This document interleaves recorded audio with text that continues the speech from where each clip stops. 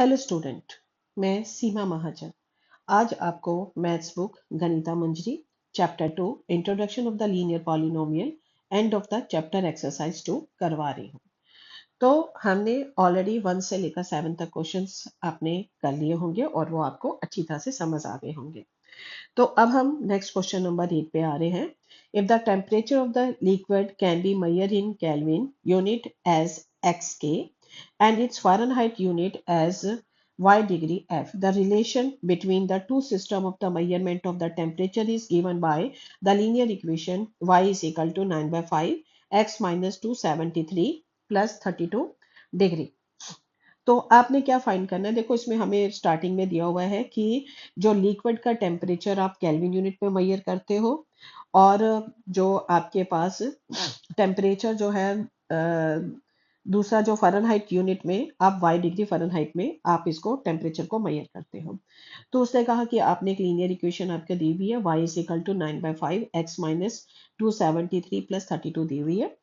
तो आपने इसका find the temperature of the liquid, आपने लिक्विड टेम्परेचर करना है इन फ़ारेनहाइट, फ़ारेनहाइट पे फाइंड करना है व्हेन आपके पास x जो है वो 313 K के बराबर दिया हुआ है। तो आपके पास लीनियर इक्वेशन दी हुई है y is equal to 9 by 5 x minus 273 plus 32 degree. तो अब हमें दिया हुआ है कि अगर आपके पास x जो है वो 313 K के बराबर है तो आपने y की वैल्यू फ़ारेनहाइट में फाइंड करनी है। ठीक है जी, तो आप इसमें वैल्यू भर दीजिए। तो आपके पास है y is equal to 9 by 5 x की जगह आपने 313 भर दिया माइनस 273 प्लस 32। ठीक है, तो ये आपके पास आ गया this thing is equal to 9 by 5 313 में से आपने 273 माइनस किए तो आपके पास रिजल्ट आ गया 40 प्लस 32। 5 1 दा 5 5 8 दा 40 तो 8 9 दा 72 प्लस 32 72 में 32 ऐड किया तो कितना आ गया 104 डिग्री फ़ारेनहाइट। ये आपके पास रिक्वायर्ड रिजल्ट आ गया। तो अब इसका सेकंड पार्ट आपके पास ये है, ये फर्स्ट पार्ट था। सेकंड पार्ट दिया हुआ है when the is one temperature is 158 degree Fahrenheit then find the temperature in Kelvin. अब आपके पास y की वैल्यू दी हुई है 158 फ़ारेनहाइट है, आपने x पता करना है। ठीक है जी, तो again you use the formula 9 by 5 y is equal to 9 by 5 9 by 5 x minus 273 plus 32 degree के बराबर आपके पास फार्मूला दिया हुआ है। ठीक है, तो y की जगह आपने 158 भर दिया तो 158 अब यहाँ पे 9 बाय 5 x माइनस 273 प्लस 32 के बराबर आ गया। तो अब आपने क्या करना है कि 158 में से ये 32 दूसरी तरफ ले गए तो माइनस का 32 हो गया। तो 158 minus 32 is equal to 9 by 5 x minus 273 के बराबर हो गया। ठीक है, अब 158 में से आपने 32 माइनस किया यू गेट 126। अब 9 बाय 5 को आप लेफ्ट की तरफ ले गए तो मल्टीप्लाइंग बाय 9 बाय 5 का रेसिप्रोकल क्या हो जाएगा 5 by 9 this thing is equal to x minus 273। ठीक है, 3 के टेबल पे कट गया 3 3 दा 9 3 4 दा 12 3 2 दा 6 अगेन 3 के टेबल पे कट रहा है 3 1 जा 3 और ये आपके पास आ गया 3 1 जा 3 3 4 दा 12 एंड 45 दा 70। तो यहाँ पर आपके पास आ गया 70 is equal to x minus 273। तो 70 प्लस 273 माइनस वाले को लेफ्ट में ले गए 273 प्लस का हो गया ये x हो गया। तो इसमें आपने 270 ऐड किया तो 343 जो है वो आपके पास क्या आ गया x की वैल्यू आ गई। तो ये आपके पास रिजल्ट आ गया x is equal to 343 k के बराबर आ गया, k मीन केल्विन के बराबर आ गया। नाउ द क्वेश्चन नंबर 9 है the work done by a force by the application of the constant force is the is the product of the constant force and the distance traveled by the body if the in the direction of the force. Express this in a form of the linear equation in two variable and draw the graph. By taking the constant force as the 3 unit, what is the work done when the distance traveled 2 unit? Verify by plotting it on the graph. तो आपके पास work done का इन्होंने formula दिया हुआ है। तो आपके पास work done को आप W ले लेते हैं और जो डिस्टेंस ट्रेवल वो आपने X ले लिया। ठीक है, सॉरी डिस्टेंस ट्रेवल को आपने D ले लिया। तो वर्क डन का फार्मूला क्या होता है constant force multiplying by distance travel. तो ये आपका वर्क डन का फार्मूला आ गया। तो वर्क डन को आपने W दिया है। अब आपके पास क्वेश्चन में दिया है कि अगर आपका कांस्टेंट फोर्स 3 यूनिट है, तो यहाँ पर फोर्स की जगह आपने 3 और डिस्टेंस कवर को आपने x लिख दिया। तो W is equal to 3x के 3D के बराबर आपके पास ये फार्मूला बन गया। तो अब क्योंकि आपने इसको ग्राफ में ड्रॉ करना है, तो ग्राफ में X axis and Y axis आपके पास गिवन होता है। तो आपने क्या करना है कि जो आपके पास W है, दैट मीन वर्क डन, उसको आपने वाई एक्सिस पे ले लीजिए, और जो डिस्टेंस ट्रेवल है उसको आपने एक्स एक्सिस पे आप ले लीजिए। तो आपके पास इक्वेशन क्या बन जाएगी? W की जगह y हो जाएगा और D की जगह x हो जाएगा। तो y is equal to 3x, ये आपके पास इक्वेशन बन गई। ठीक है, क्योंकि आपने इसको ग्राफ में ड्रॉ करना है। तो जब आपने x की वैल्यू को 0 लिया, when x is equal to 0, तो y is equal to 3 multiplying by 0, 0 के बराबर आ गया। ठीक है, व्हेन आपने x की वैल्यू 1 ली, तो y is equal to 3 multiplying by 1, 3 के बराबर आ गया। ठीक है, when x is equal to आपने 2 लिया, तो y is equal to 3 multiplying by 2, आपके पास 6 आ गया। तो ये आपके पास ग्राफिकल के इंडेक्स बन गया, जो आपके पास x और y के कोऑर्डिनेट्स हो गए। ठीक है, तो अब पहले उसने कहा कि इसका आपने ग्राफ बनाना है। तो अब हमने पहला पॉइंट क्या आ गया? x0 y0। तो ये आपका x0 y0 हो गया। x1 y3, x की वैल्यू 1 तो y की वैल्यू 3, ये वाला पॉइंट हो गया। x is equal to 2, y is equal to 6, x2 है और y 6, तो ये वाला पॉइंट हो गया। तो अब आप इसको ज्वाइन कर दीजिए लाइन के साथ। जब आप इसको ज्वाइन करते हैं, दोबारा बनाते हैं,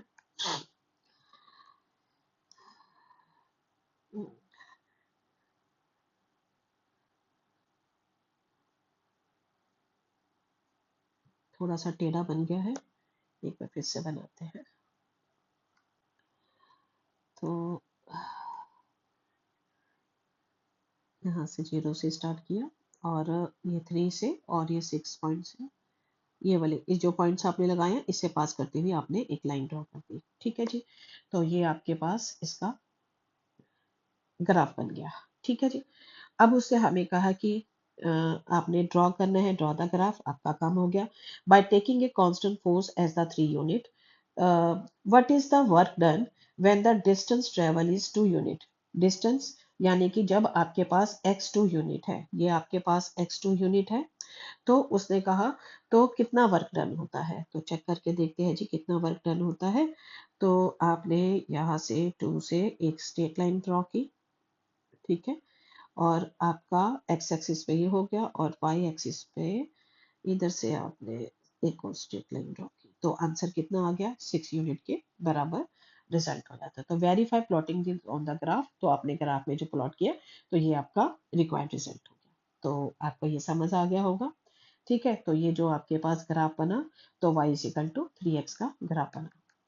ठीक है, तो ये आप उसने कहा कि अगर आपके पास क्वेश्चन में है कि अगर work what is the work done, आपके पास वर्क डन निकालना है, यानी कि आपने y की वैल्यू निकालनी है when distance travel by 2 unit, when x जो है वो आपके पास 2 यूनिट है। जब x 2 यूनिट के बराबर है, तो y की वैल्यू आपके पास कितनी आ गई? 6 यूनिट के बराबर आपके पास रिजल्ट आ गया। ठीक है, तो ये आपको समझ आ गया होगा। नाउ अब आपके पास है question number 10, the graph of the linear polynomial px passing through the point 1 5 and 3 11, find the polynomial px। आगे उसने हमें बोला है कि सेकंड पार्ट है, find the coordinate of the graph of px cut the x axis and draw the graph of px and verify your answer. तो ये आपके पास क्वेश्चन दिए हुए हैं। तो अब आपके पास गिवन है कि आपके पास जो ग्राफ पास करता है वो एक लीनियर पॉलिनोमियल का ग्राफ है। px जो है वो लीनियर पॉलिनोमियल, और वो पास करता है 1 5 और 3 11 से पास करता है। तो आपको जानते ही लीनियर पॉलिनोमियल की इक्वेशन क्या होती है? आपके पास होती है y is equal to A X plus B के बराबर आपका लीनियर पॉलिनोमियल होता है। तो y की जगह आप क्या लिख सकते हो? px। तो px is equal to A X plus B के बराबर आपके पास लीनियर पॉलिनोमियल हो गया। तो पहला बोला है कि it passing through the point 1 5, तो इट पासिंग थ्रू 1 5, तो x की जगह आपने 1 भर देना है, y की जगह 5 भर दिया। तो आप px को हम y भी कहते हैं, यहाँ आप इसको ऐसे लिख दीजिए y is equal to A X plus B. ठीक है, तो y की जगह आपने 5 भर दिया, 5 is equal to A, X की जगह 1 भर दिया प्लस बी। तो आपके पास क्या रिजल्ट आ गया, 5 is equal to A plus B के बराबर आ गया। यहाँ पर 11 लिखा गया, ए 1 लिखना था। ठीक है, तो ए प्लस बी ये आपके पास पहला पॉइंट हो गया। सेकंड उसने हमें कहा है कि ये पास करता है 311 से। ठीक है, तो इट पासिंग थ्रू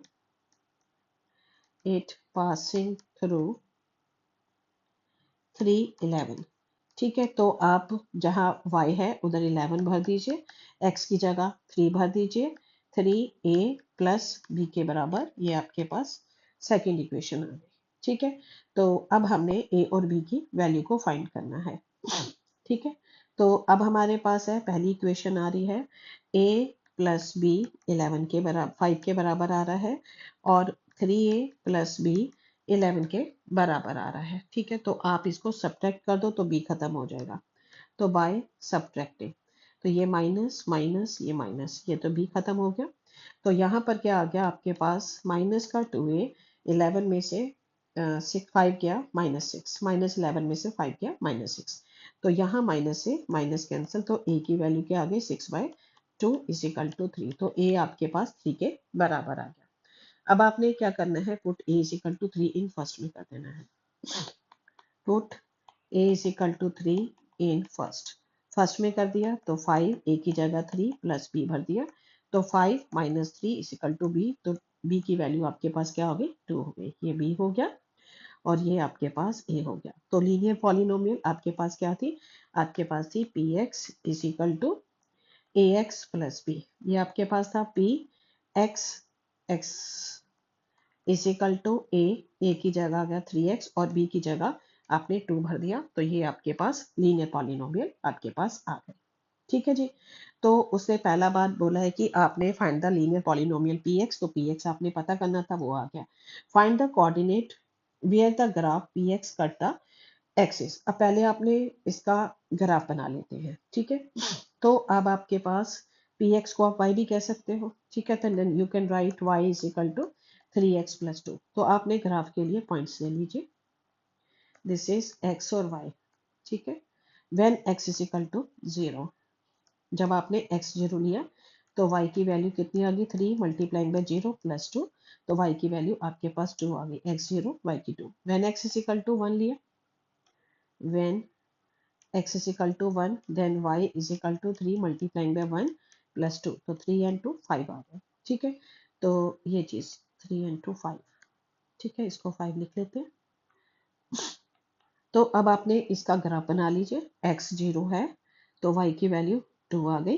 ठीक है, and x is equal to 1, y की वैल्यू 5, 1 है तो 5, ये वाला आपके पास पॉइंट हो गया। तो अब इन इससे आपने लाइन खींच लेनी है इन्हीं पॉइंट से पास करती हुई। ठीक है जी, तो ये आपके पास लाइन होगी जो इन कोऑर्डिनेट से पास करती है। तो अब क्वेश्चन में हमसे पूछा गया है कि आपका पार्ट पूछा गया है कि find it cuts the axis, cuts the axis यानी कि थोड़ा सा हमें इसको एक्सटेंड करना पड़ेगा। ठीक है, क्योंकि एक्सिस की ओर देखना है कि किस पॉइंट पे कट करती है।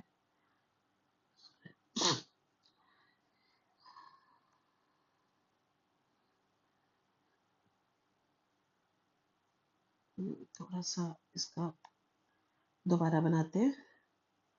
ठीक है,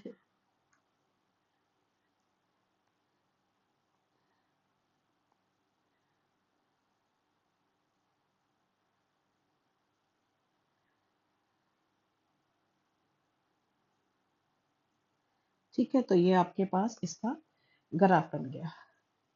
ठीक है जी, तो अब हमारे पास जो है कि ये एक्स एक्सिस को किस पॉइंट, ये वाई एक्सिस को किस पे पॉइंट पे कट करती है, it cuts the Y axis at 0 2, and it's cuts X axis at, अब एक्स का आप क्योंकि ये बीच में आ रहा है पॉइंट, तो हम इसको चेक कर लेते हैं कि ये एक्स एक्सिस को किस पॉइंट पे कट करती है। तो दोबारा से लिखिए, इक्वेशन आपके पास क्या है, y is equal to 3x plus 2, ये आपके पास इक्वेशन है, y is equal to 3x plus 2।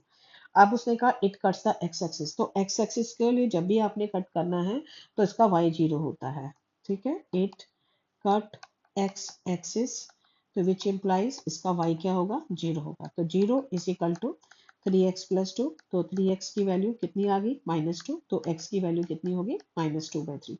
-2/3 का मतलब हो गया आपके पास 0.6 पे कट कर रही है, तो ये जो पॉइंट आपका आएगा ये आपके पास क्या आएगा, -60 पे, ये -0.60 पे ये y एक्सिस को कट करेंगे। एक मिनट, -0.60, ठीक है। तो ये वाला आपका पॉइंट होगा। एक बार हम इसको लाइंस को दोबारा से थोड़ा सा ड्रॉ कर लेते हैं।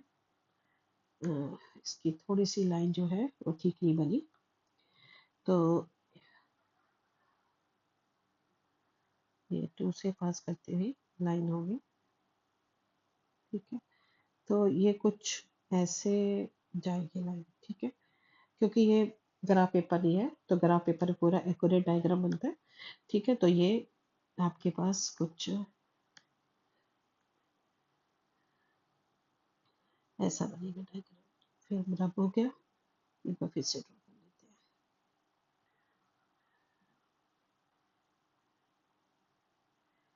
ठीक है जी, तो ये पूरा वन नहीं आ रहा, वन से स्लाइटली इसका थोड़ा फर्क आ रहा है।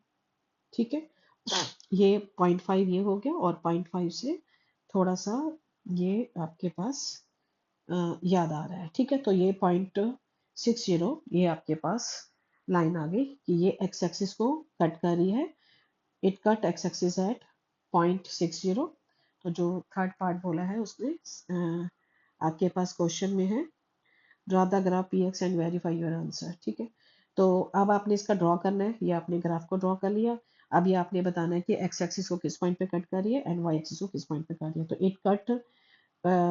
It cut x axis eight it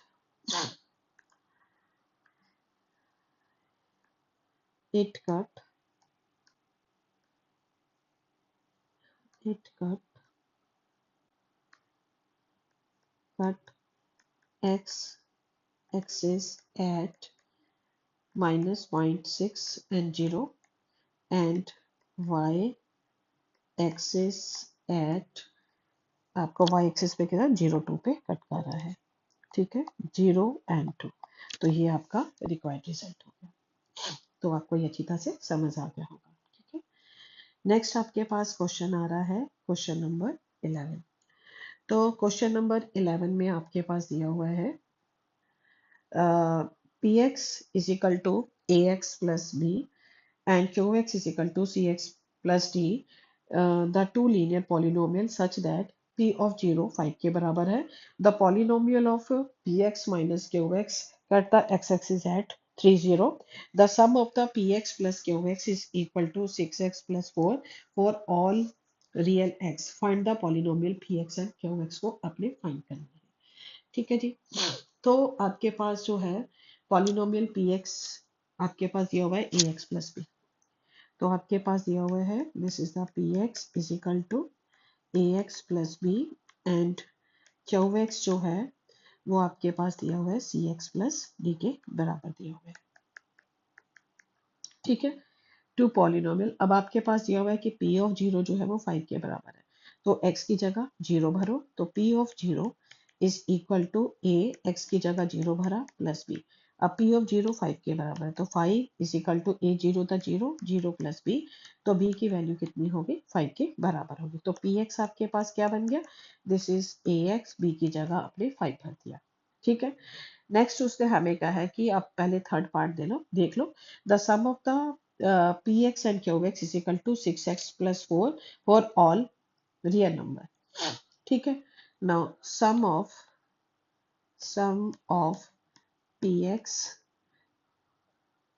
plus Q X, इन दोनों का सम जो है वो इक्वल टू 6x प्लस 4 के बराबर है। अब पी एक्स की वैल्यू हमने ये निकाली है, that is equal to P X जो है वो आपके पास जो आ रहा है that is equal to A X plus B की जगह 5 भरा प्लस क्यू एक्स जो है वो आपके पास आ रहा है C X plus D is equal to 6x+4।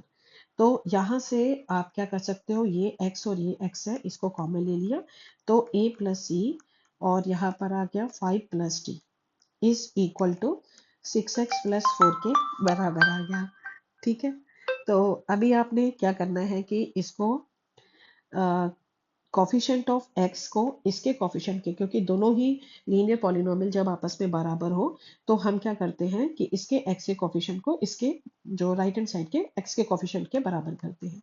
तो a+e की वैल्यू 6 हो गई और 5+d की वैल्यू जो है वो आपके पास 4 के बराबर आ गई। ठीक है, तो यहाँ से d की वैल्यू क्या आ गई, 4 में से 5 माइनस किया, -1 के बराबर आ गई। ठीक है, तो यहाँ पर आपके पास a+c 6 के बराबर आ गया, इसको आप 1 नंबर दे दो और d की वैल्यू -1 के बराबर आ गई। तो अब आपके पास QX में इसकी वैल्यू को भर दो, ये आपका QX है, इसमें d की वैल्यू भर दी तो आपके पास QX कितना आ जाएगा, तो ये आ गया CX, d की जगह आपने माइनस का 1 भर दिया तो ये आ गया CX -1 के बराबर QX आ गया। ठीक है, तो आगे उसने हमें बोला है कि एक और कंडीशन दी हुई है कि px minus QX cut x axis at 30। ठीक है, तो px minus QX cut x axis at किस पॉइंट पे कट करते हैं, 30 पे कट करते हैं, तो एट 30। ठीक है, अभी हमने px की वैल्यू को निकाला तो वो आपके पास ये थी, तो इसके अंदर भर दिया हमने ax+5 और QX की वैल्यू आपके पास आई है, this is CX -1 is equal to, क्योंकि x एक्सिस पे कट कर रहे हैं तो इसका y कोऑर्डिनेट क्या हो जाएगा, 0 के बराबर आ जाएगा। जहां पर x है उधर आपने 3 भर देना है, तो a x की जगह आपने 3 भर दिया, प्लस का 5 माइनस c और x की जगह आपने 3 भर दिया, माइनस का 1, माइनस और माइनस क्योंकि ब्रैकेट खोली है तो प्लस का 1 इज इक्वल टू 0। तो यहाँ पर आ गया 3a माइनस का 3c 5 एंड 1 6 इक्वल टू 0। तो यहाँ से आप 3 कॉमन ले सकते हो, a minus c plus 2 is equal to 0। तो यहाँ पर आ गया 3 को राइट में ले गए, 0/3 0 हो जाएगा, तो यहाँ पर आ गया a माइनस c की वैल्यू -2 के बराबर आ गई। ठीक है जी, अब आपने स्टार्टिंग में फर्स्ट में निकाला था कि आपके पास a+c जो है वो किसके बराबर है, 6 के बराबर है, और अब आपने निकाला है कि आपके पास a-6 जो है वो आपके पास -2 के बराबर है। जब हम इसको ऐड करेंगे तो c से c कैंसिल हो जाएगा, तो 2a इज इक्वल टू 4, तो a की वैल्यू कितनी होगी, 4/2 यानी कि 2 के बराबर होगी। ठीक है, करके देख लो, 4/2 होता है। ठीक है, ऐसे होता है, this thing is equal to 4 dividing by 2, क्योंकि 2 नीचे चला जाएगा, 2 1 द 2 2 2 द 4, तो a आपके पास 2 आ गया।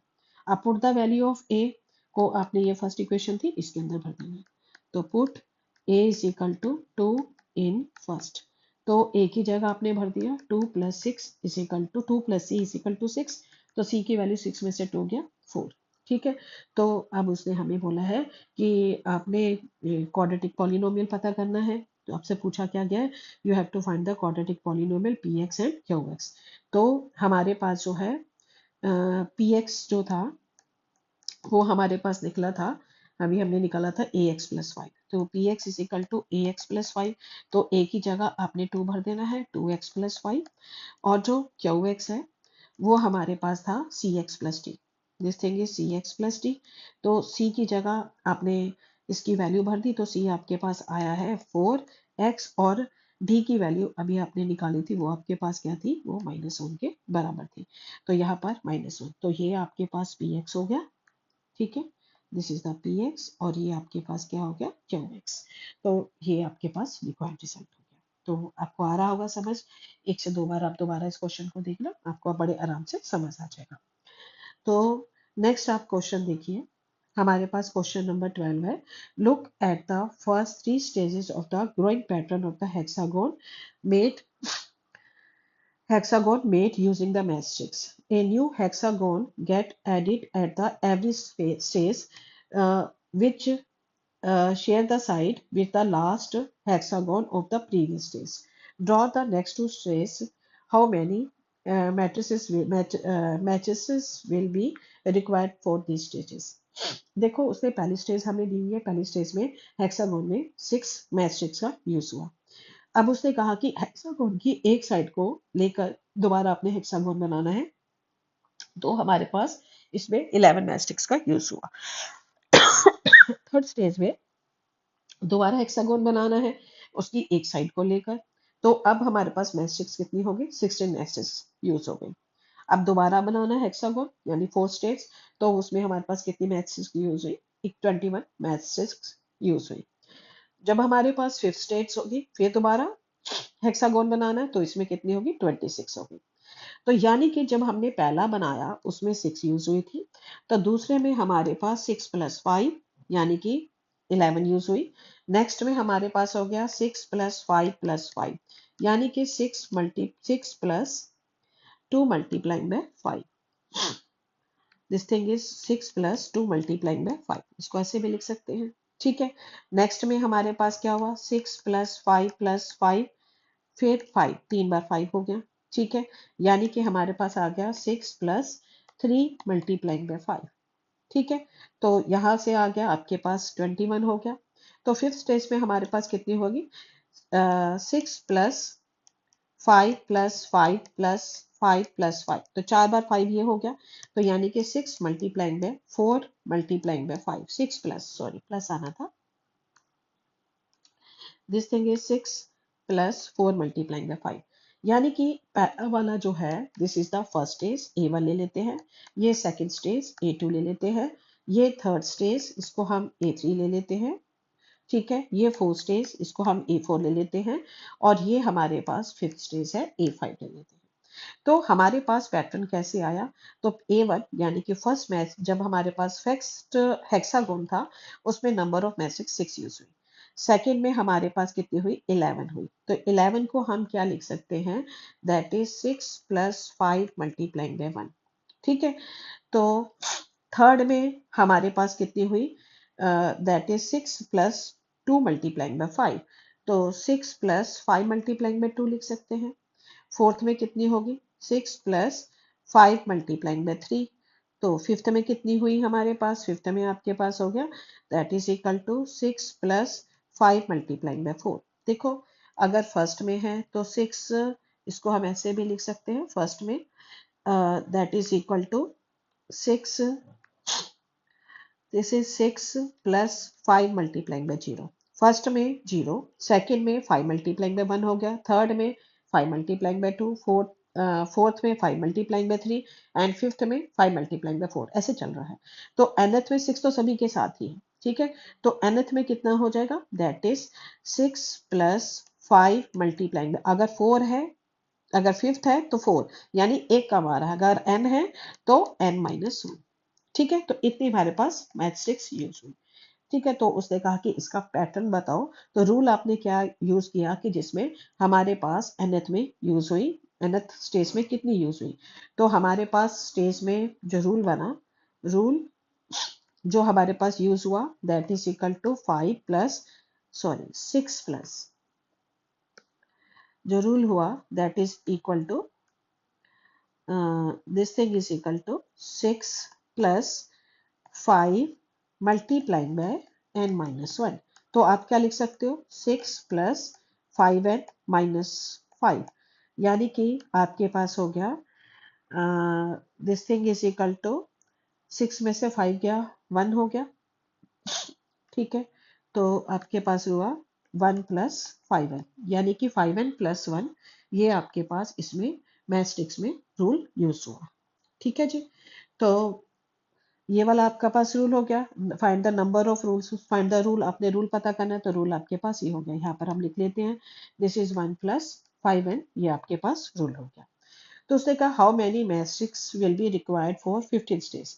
अब देखो nth स्टेज में हमें इतनी की जरूरत है, अब उसने कहा 15, now put n is equal to 15, n की वैल्यू 15 भरी, तो हमारे पास नंबर ऑफ मैट्रिक्स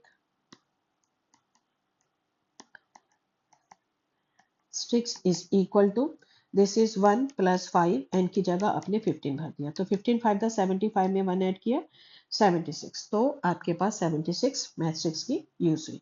तो can 200 matrix form a stage in this pattern, justify your answer. तो नेक्स्ट क्वेश्चन में आपको यह है क्या ये पैटर्न बन रहा है कि नहीं बन रहा। तो अब हमारे पास, आपके पास फाइव एनथ में कितनी यूज हुई है, एनथ में 1 + 5n आपके पास ये हुई है, और टोटल मैट्रिक्स कितनी है, 200 है। ठीक है, तो आप 5n की वैल्यू क्या लिख सकते हो, this thing is equal to 5n equal to 200 minus 1, 200 में से 1 माइनस किया 199, तो n की वैल्यू कितनी होगी, इसको डिवाइडिंग बाय 5 कर दिया, तो डिवाइडिंग बाय 5 करके रिजल्ट आ गया, दिस इज 39.8। क्योंकि n जो है वो एक होल नंबर है, होल नंबर मतलब नेचुरल नंबर है, तो n जो है वो पॉइंट्स में नहीं हो सकता, तो उसने कहा क्या 200 मैट्रिक्स से कुछ पैटर्न बन सकता है, आंसर आ गया no, no matrix can not form any stage, matrix cannot cannot form any stage. तो ये आपको any stage of pattern, pattern भी लिखना था, पैटर्न। तो आपको ये क्वेश्चन अच्छी तरह से समझ आ गए होंगे, ठीक है, आप इसको 1 से 2 बार करिए, तो आपको ये पैटर्न जो है वो धीरे धीरे समझ आने लग जाएगा, ठीक है। आप ध्यान से समझिए, 1 से 2 बार क्वेश्चंस कीजिए, ठीक है। और अगर आपको ये रील पसंद आती है या वीडियोस पसंद आती है तो अपने फ्रेंड्स के साथ शेयर कीजिए, उनको भी समझाइए, ठीक है। और अगर कोई प्रॉब्लम हो तो आप हमसे डिस्कस कर सकते हो। Thank you and have a nice day.